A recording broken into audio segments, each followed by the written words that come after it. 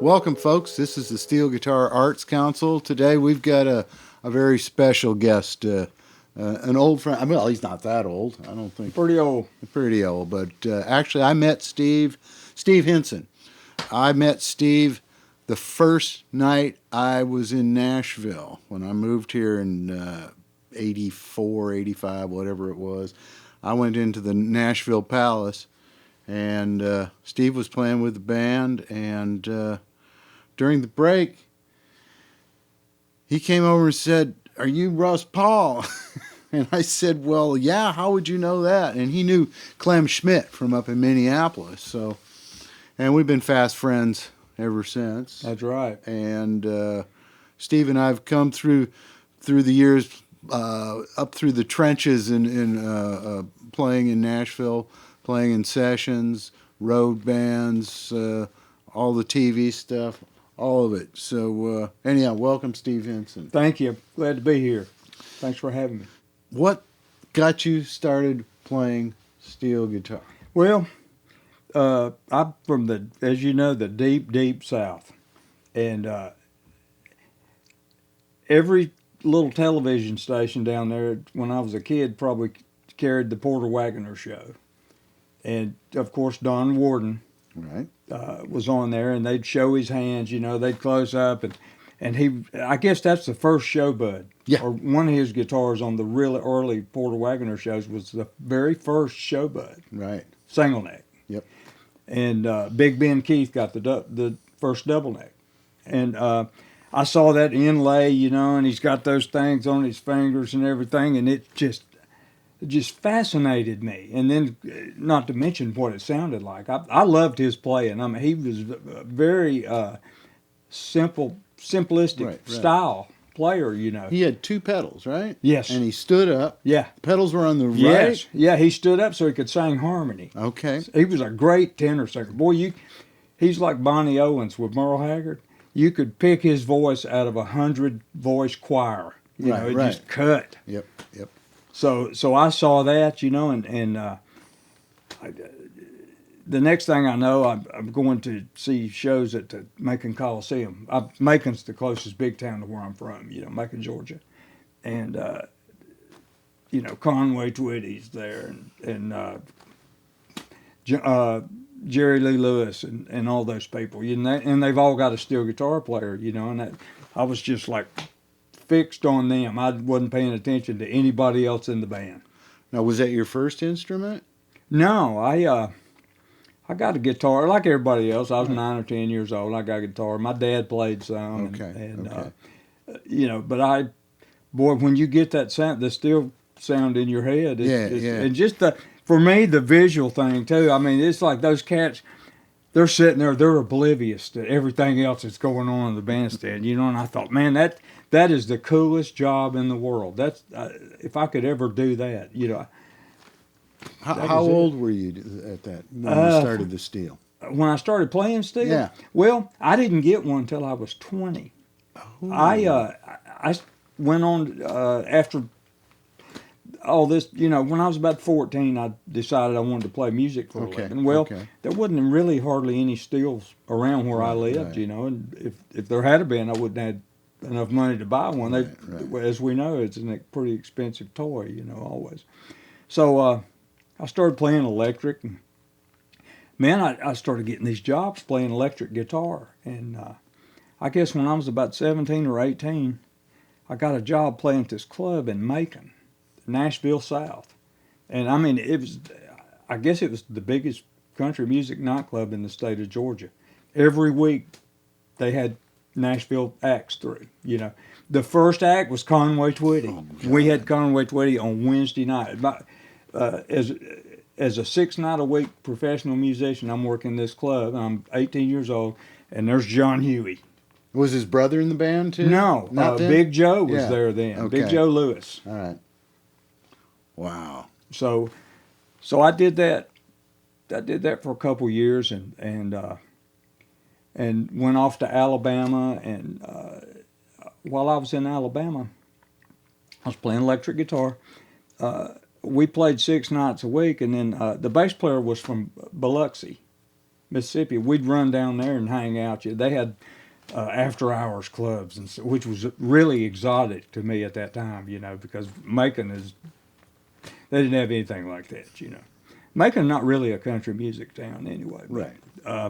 So we go down there, and he said, hey, we're on our way back to Montgomery, and he says, hey, my buddy owns a music store out here in the mall. Let's run by there and see him on our way out of town. So we walk in there, and there's 3 or 4 Emmons steels sitting there. And I was like, man, that's exactly what I want right there. But I don't have any money.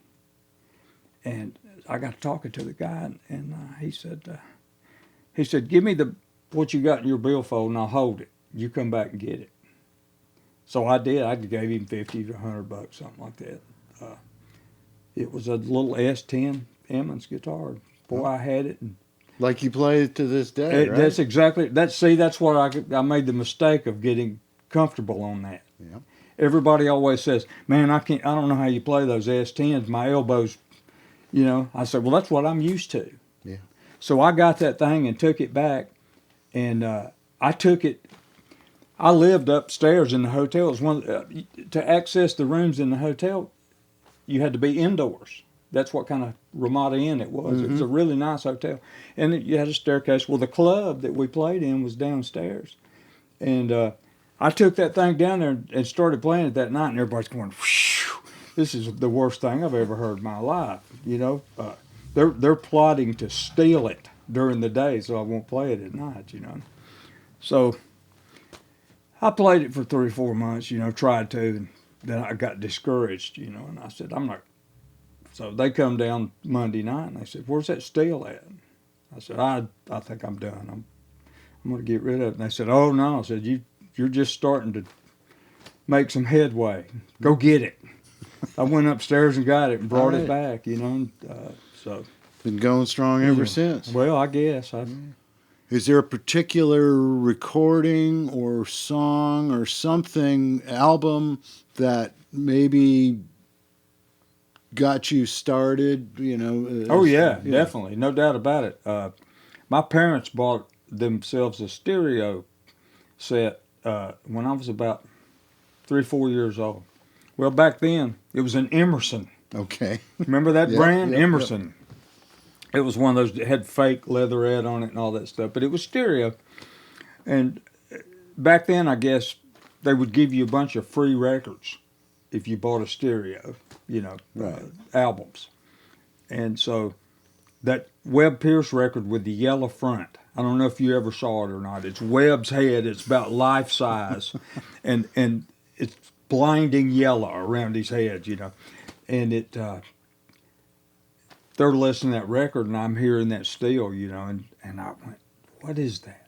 I didn't even know what it was, I just. Who would have been playing on that? Well, you always think, when you hear Webb Pierce, you always think Bud Isaacs. Uh-huh. It was Sonny Burnett. Sonny Burnett? Okay. Sonny Burnett, who I got to be good friends with later. Okay. On the Grand Ole Opry. Right. Yeah, he was Webb's. Bud didn't go on the road with Webb. Sonny did. Okay. So Webb, this is good. Webb, he's first record, Slowly, 1954. Right. Has pedal steel on it, just the Edith A change. Right. Well, he's got to have that. He's got to have that sound. Right. All the time. Well, everybody don't have a Bigsby steel, which was really the only way you could get it at that time. Very expensive, and it took a long time Exactly, to get 3 years. Yeah.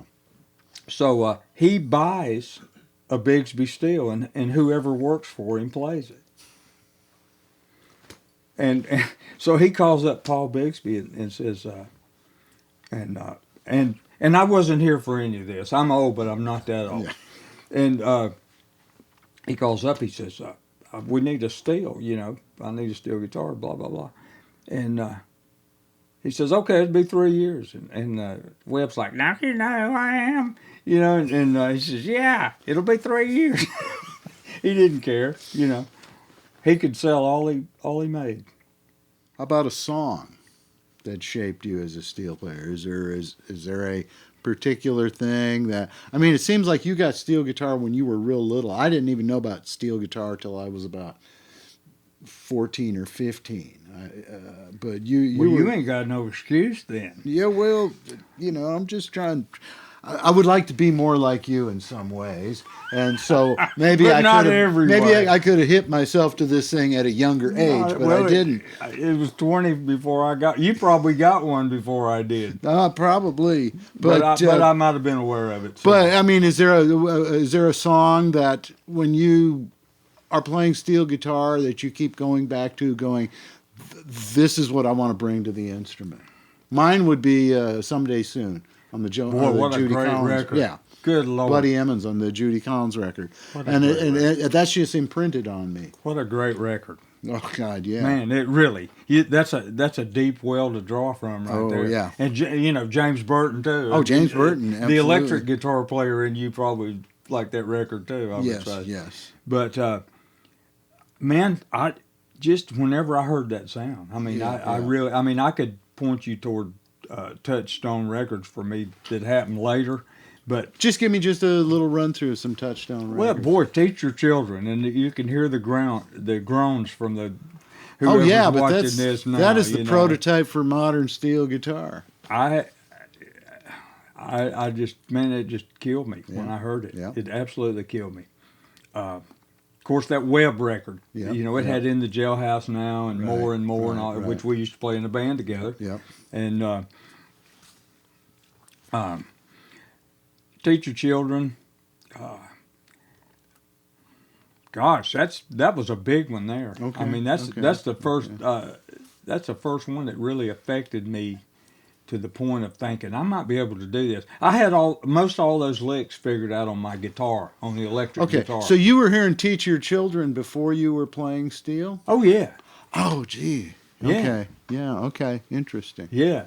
That is what really probably made me have to have one at some point. Well, just a point of interest here. Steve and I, it must have been in the late '80s, had a group together called the Country Adults with your lovely wife Becky playing bass, and our old friend Kurt Werner playing drums. And both Steve and I were tired of hauling around our steel guitars, so we both wanted to play guitar. So we would, Alan Love, who's living over in North Carolina I've told now. this so many times, man. It's so good. We had Alan play steel with us. But tell them what, or you want me to? Go ahead. Well, so we're rehearsing at Kurt Werner's house. He lived about a mile from me. We're rehearsing for a job we don't even have, and or don't even know if we're going to get any jobs or not. But we're going to do exactly what we want. That was I'll carry that to my grave with me. We never did anything that we didn't want to do. Right. And I don't think we ever made a penny. No, but of course. There's a formula there. That's right, exactly. So for weeks we rehearsed 2 or 3 times a week. Finally, he says, "When are you going to bring your steel?" I said, "I'm not bringing that in here. It's too heavy." Yeah, I really love the steel guitar. It's too heavy. So I said, "Where's yours at?" Something unintelligible, He wasn't going to bring it. That was obvious. So we're still rehearsing all this stuff. So we decided to go to this place, now defunct place called the Rose Room. Remember that? Yeah. And we go in there, and our friend Alan Love, who's working with Steve Warner to this day. Yeah, still is. I mean, they've taken turns and all that stuff, Yeah. but he's back. I think he's the road manager and the band leader. Yeah. And the steel player. He's in there. Well, Russ Pahl hires him to be the steel player with the Country Adults, and he made us a fine one. Oh, it was great. And then he couldn't make it one night, so we got John Huey to come. Yeah, we hired steel John. with him. It was Kurt's birthday party. At the Bell Cove in Hendersonville, Tennessee. That's the scene of a lot of steel guitar crimes. Is the Bell Cove Club in Hendersonville.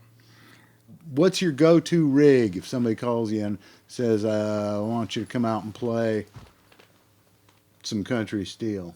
Live or live. First, live. I've been using one of those little quilter tone blocks. Okay. And I was pretty happy with it. You know, Patrick Quilter's a steel player. Did you know that? No. Our panel of experts knew it. That's why they're a panel of experts. Yeah, well, that's why I'm over here. They knew it. And I'm just a pretty face. Well, and you are. Yeah. So, and he, of course, was the QSC PA amp guy, power amp guy. So he builds his little amp with it. Sounds surprisingly good with a steel guitar. I mean, for a Class D, I guess it's digital.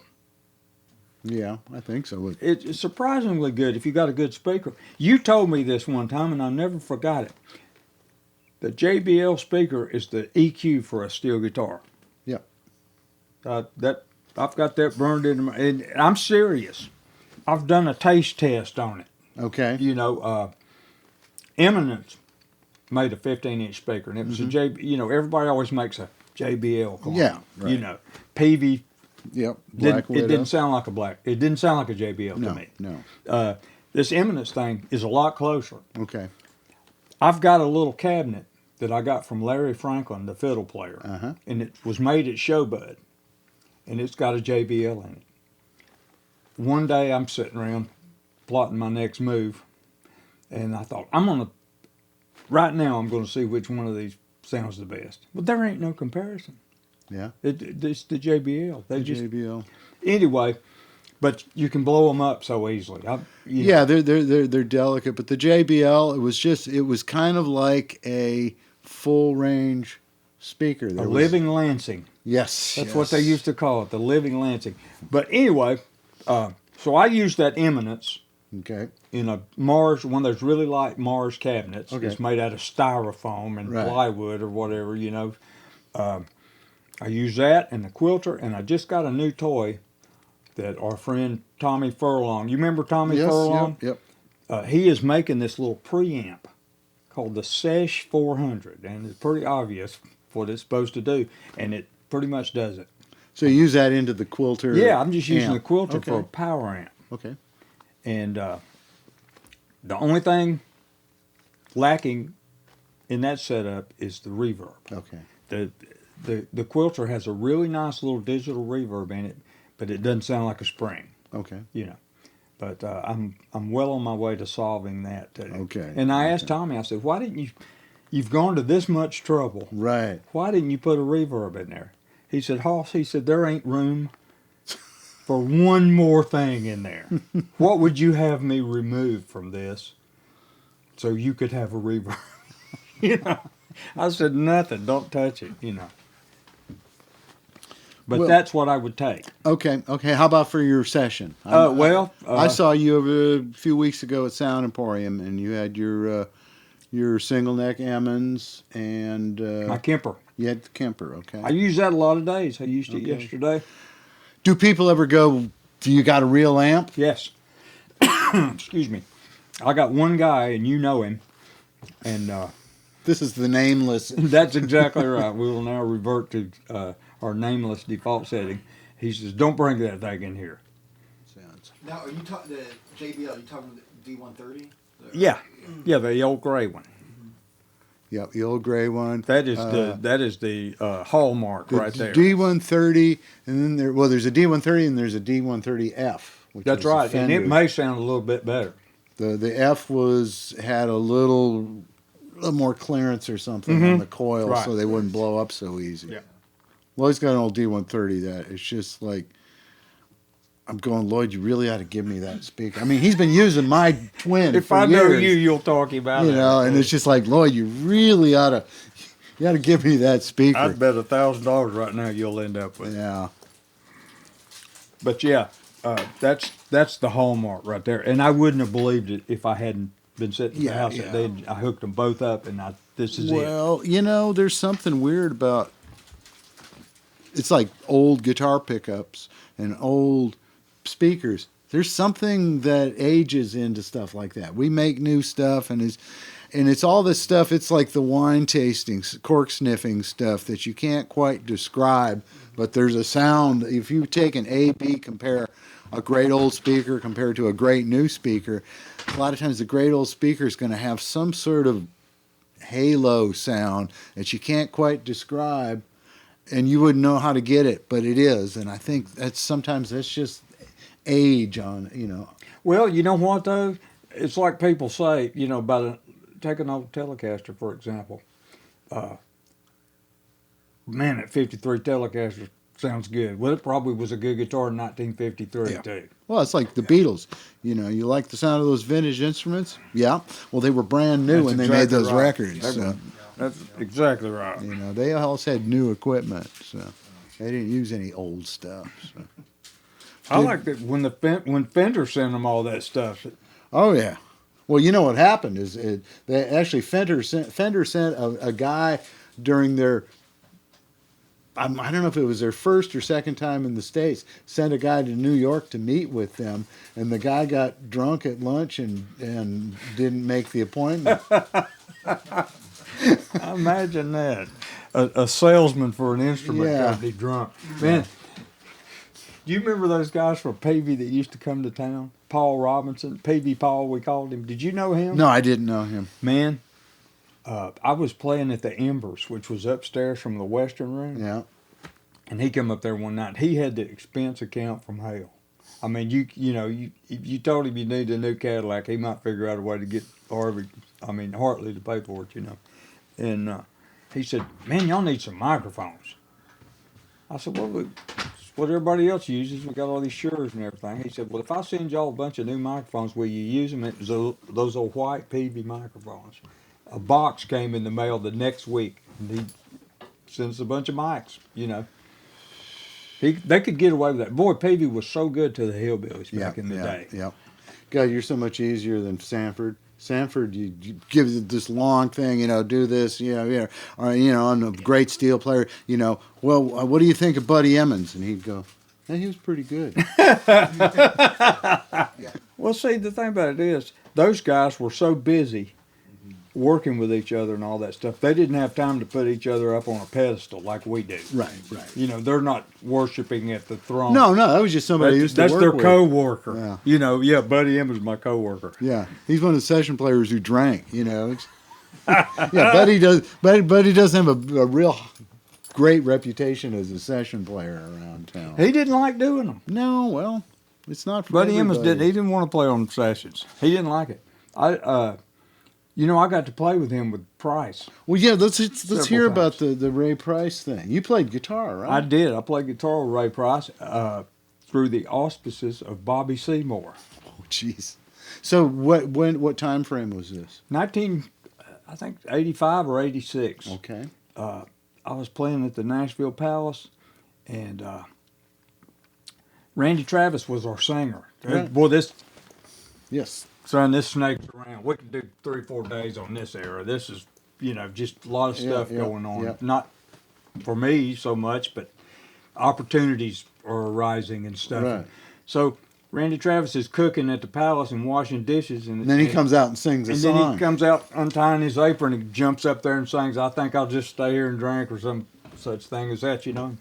So he gets a record deal, and next thing you know, he's the biggest thing since buttered toast, you know. Right. Well, some of the cats in the band, they tried to hire the whole band. Well, I didn't want to go right then. I just wasn't. I was having a pretty good time doing what I was doing, you know.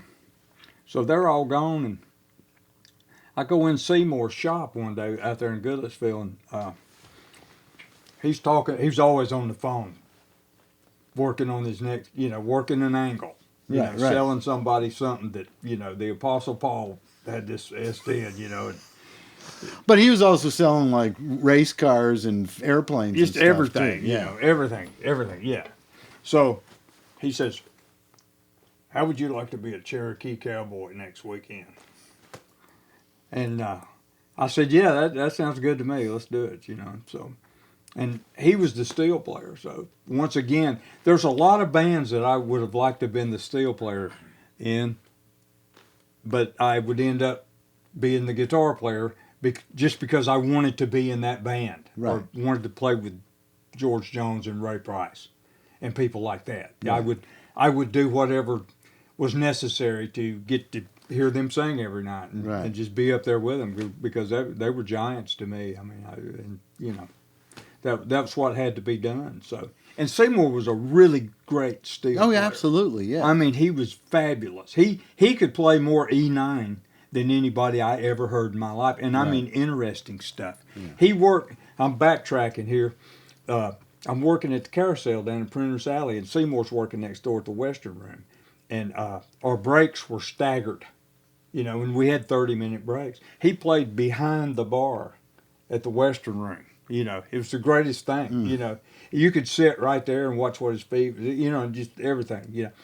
And so I would run next door to watch Seymour for 30 minutes and just get a lesson every time. Man, his concept for harmony, the double stops and triple stops that he could play on the E9th, like in Rocky Top and just any old country song. Right.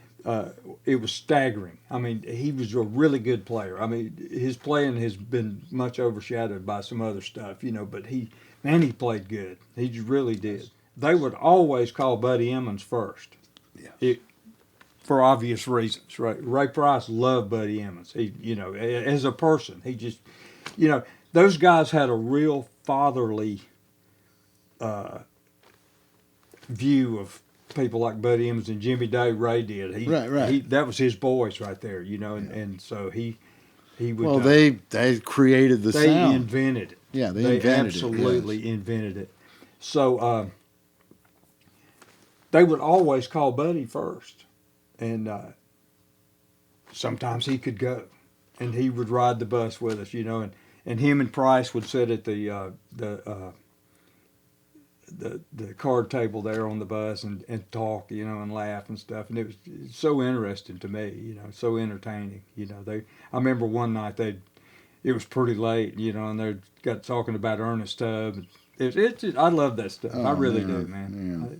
Well, you played with Ray, and then you played with George Jones. I did. For quite a while. And you played guitar once again. I did once again. I quit Ray Price to go to work with George Jones, and I played with both of them in the same week one time. I was out with George, and we didn't have any cell phones or anything. We used to call home, see what was going on. Yeah. And so I called home. Becky said I was supposed to get home Monday. She said, Blondie called here. He wants to know if you could go to Texas with Ray. I said, great, when? She said, Monday afternoon. So I got home Monday morning with George Jones and got me some clean clothes and cleaned up and got on the bus and went out and did a Ray Price gig with Buddy Emmons.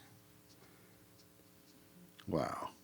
Not many of us can say that. Well, we're all kind of dumbfounded here. Well, for what it's worth, that was big time to me. Yeah. That was big time to anybody. I mean, those guys were on the backside of their careers, even Buddy. Right. But still, just to be in the presence of greatness like that, and they were still great. They were all still great. They just on the hit parade of love, they weren't quite as high as they once were. I mean, did you talk to him about steel guitar, or did he give you any tips, or did you learn anything? I mean, boy, we went to San Antonio to play with the San Antonio Symphony, and of course Daryl McCall and Mona lived in San Antonio. Well, we had Hank Singer on the band, and we had Buddy Emmons, and old friends of Daryl, and bandmates. So Hank says, okay, we're going over to Daryl's house and eat Mexican food. Mona's going to cook Mexican for us. So we load up and go over there. Daryl comes to the Holiday Inn and picks us up.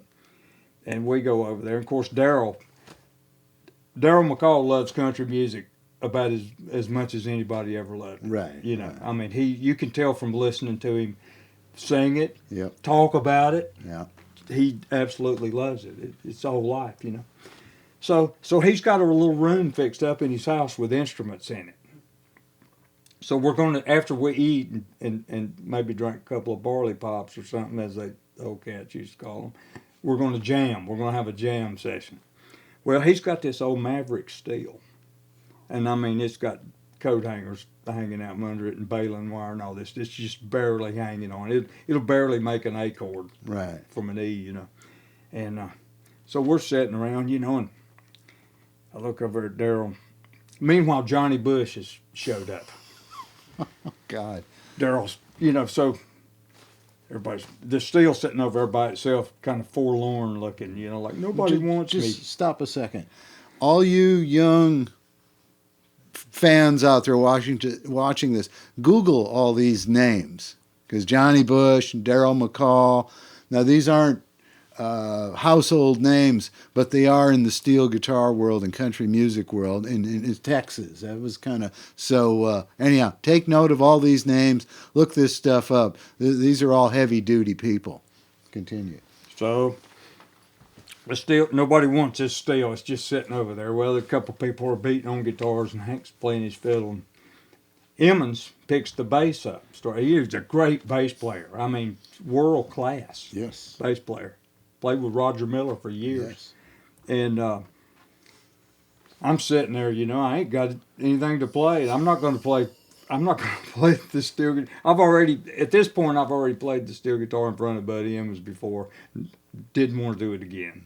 I mean, not that anything bad happened, but kind of an inferior,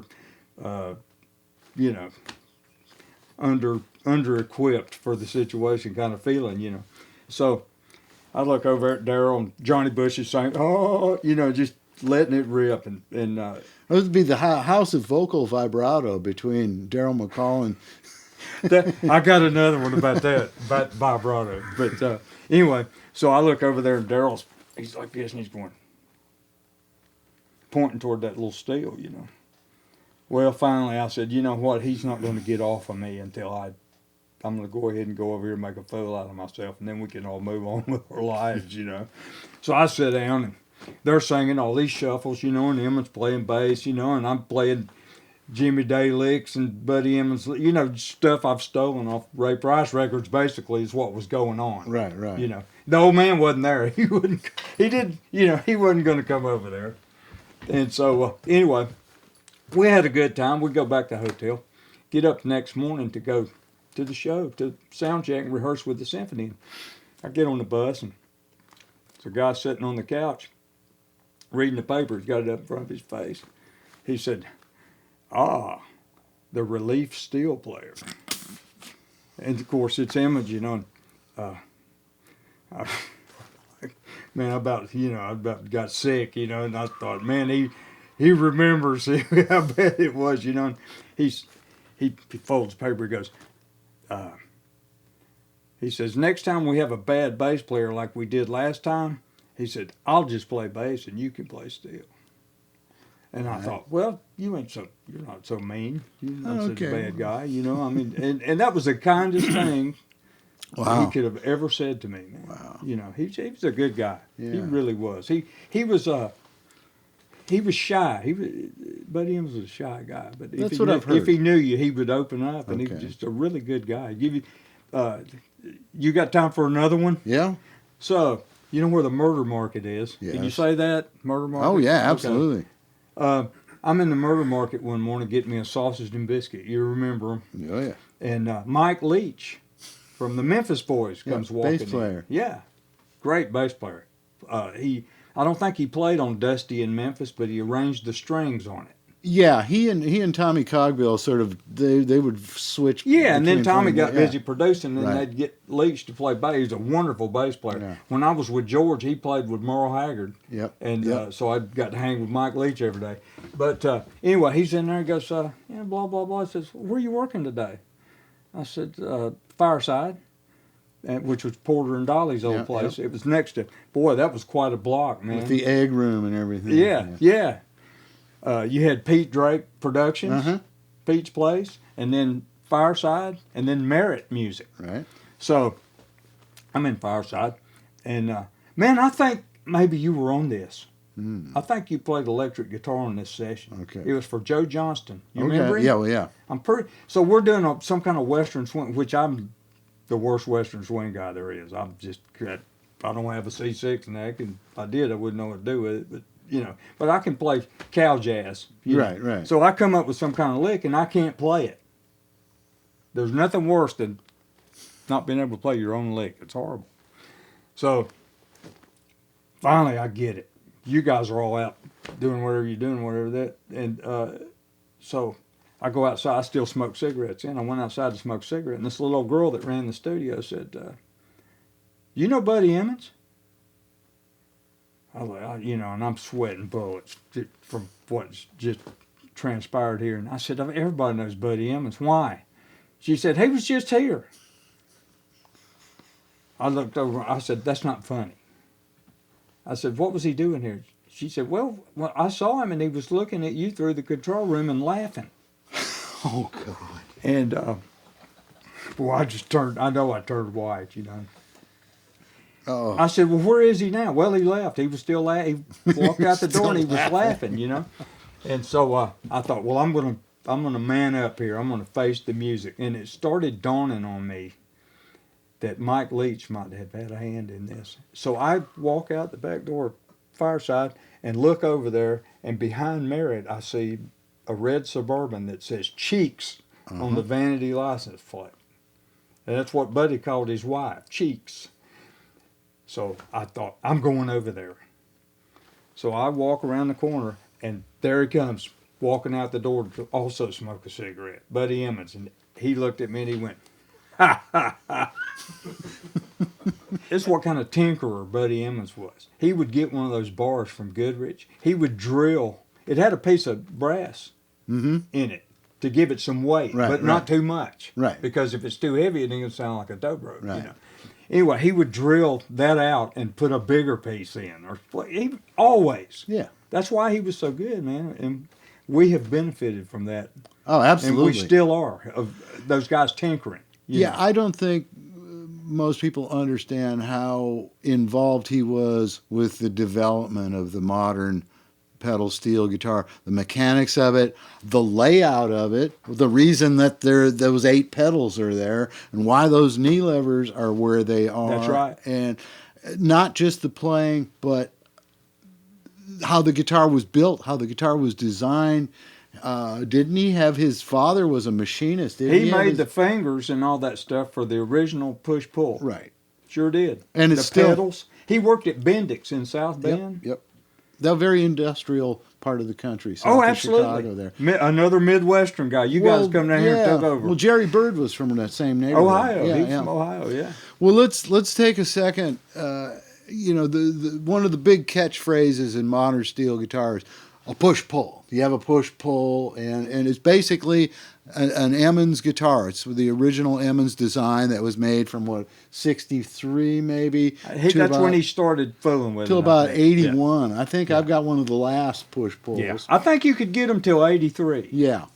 But they converted over to what they call an all-pull changer, more modern, lot cheaper to make because the push-pulls had a lot of machine parts, where the all-pulls had more stamped parts and were just plus cheap. they're easier to work on. Well, you can change tuners.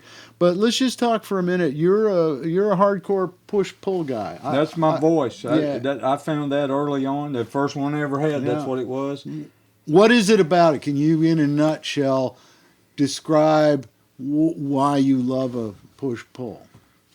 Well, part of it's sentimentality. Yeah. Yeah. I mean, your first steel was an Emmons. Well, not only that, the guys I really admired. That's what of course, everybody. When I started playing steel, that's what everybody played except Lloyd. Right. Lloyd forges his own path and nobody's been more successful than him doing that. Right, man, that's his voice. Yes. And it's a pretty one. It sounds, even though I think he had one for about 5 minutes. Yeah, that's a whole other story. Yeah, and, we've got that on video somewhere. Trust me. I have push pulls that play like all pull guitars. Yeah. And then I got some where you have to leap high into the air to come down on the pedals and make that E to A change. Do you have an absolute favorite out of your bunch? I do right now. Yeah. I do, and a guitar player named David Johnson found it for me. He texted me one day, and he had some pictures of it. He goes, "Man, I found this Emmons guitar. A guy had it under his bed in Ohio, and I've got 3 or 4 steels from this guy. He's wonderful, man. Yeah. He will go. He's going. Okay, I'm going to learn how to play steel, and he'll get one, and he'll fool with it a while, and he's a realtor, and he's a good guitar player, and a great cat, and he'll call me and he'll go, man, I need to get rid of this steel. I'm tired of fooling with it, and every one of them's been an absolute peach. I got like 2 bolt-ons from him. Oh. Double necks. Yeah. And I mean, it's great guitars.